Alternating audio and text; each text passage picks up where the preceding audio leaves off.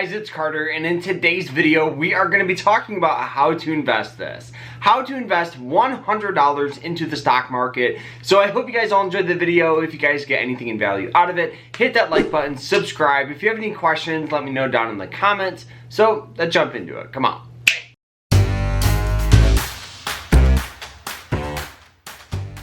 Now, before we jump into picking and choosing different stocks, bonds, ETFs, the first thing we have to understand is what is a stock and what is an ETF. Now, for those of you that don't know what a stock is, a stock represents a small ownership of a company.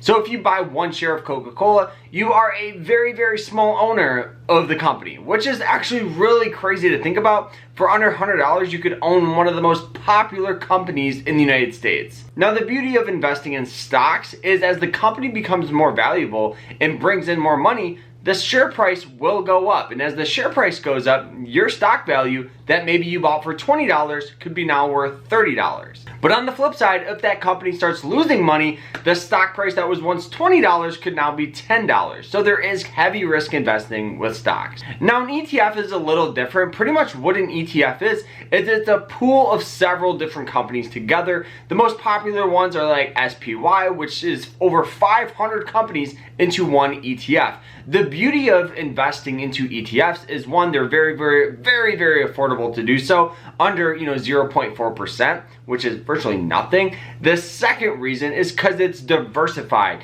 So if that's just say you invest into an ETF and one company does bad and one company does good, it kind of limits it out, but over the course of the long run, you hope they all go up in value. So you get a ton of diversification and there's way less risk involved with ETFs. Now that we understand what are stocks and what are ETFs, how on earth do you buy them? Well, you're gonna need something called a stockbroker. A stockbroker is pretty much how you guys and how I have access to the stock exchange. The stock exchange is all the buying and selling that occurs, right? It's very complicated and all that stuff. So you and I, back in the day, how we used to buy and sell is we would have to call our broker, say, hey, we want a share of Apple. And they would have to get a share of Apple. Nowadays, all it is, it's all electronically. So you can either do it on your phone or your computer, but some of the more popular ones are like Robinhood, Thinkorswim. Me personally, I use one called M1 Finance. It's a little different because it offers something called pie investing. So imagine we have this $100. Now, instead of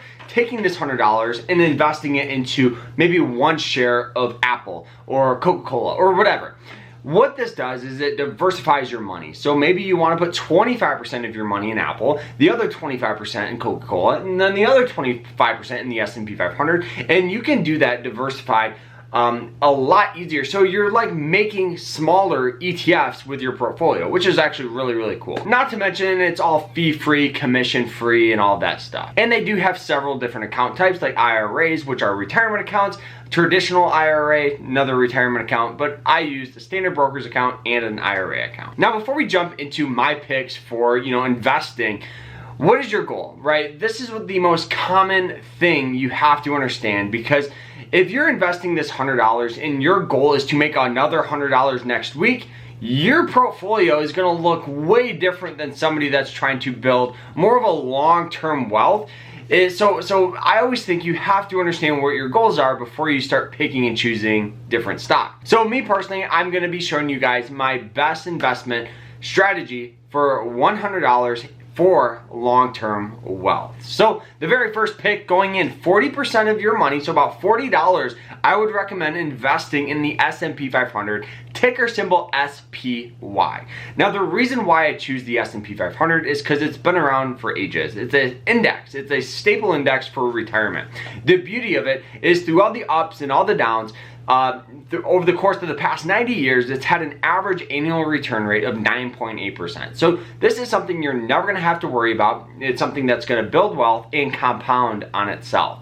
So I love it. I would highly recommend it, and it's just a great pick. Now, another 40% of your money, so another $40 of this 100, I would highly recommend investing into blue chip companies. Blue chip, there's no companies that are blue out there, right? No blue chip stocks. Well, blue chip stocks are more well-established companies worth several billions of dollars. So these companies are like Home Depot, Coca-Cola, Apple, companies that you and I know of and companies that you and I use. Very, very well-established companies. Most of the time they're going to be paying dividends, but they're not going to be growing as much. The beauty of these is you can start creating more of a passive income stream and you're still going to have some great growth. Now another 10%, so another $10 of this 100, I would recommend investing into growth stocks. Now growth stocks are companies that are still becoming more valuable. Companies like Google, companies like Tesla, companies that are absolutely killing it on earnings, but are still very, very, very volatile. So they kind of go up and down at a little more of a rapid rate. The reason why we're only putting 10% is because they're very unstable and very, very risky. So some of them you pick may go down to zero, but on the flip side, some of them may skyrocket up. High risk, high reward. And then the last 10% of your money, me personally, this is kind of where you have a little more flexibility. I go high risk, high reward, right? These are going to be the companies like AMC, companies like Palantir, companies like GameStop. Companies, I don't invest in AMC or GameStop, but I'm just giving you guys examples. Companies that are highly, highly risky and companies that maybe could easily go to zero, or maybe you could even use this other 10% to start practicing like swing trading or other types of trading styles.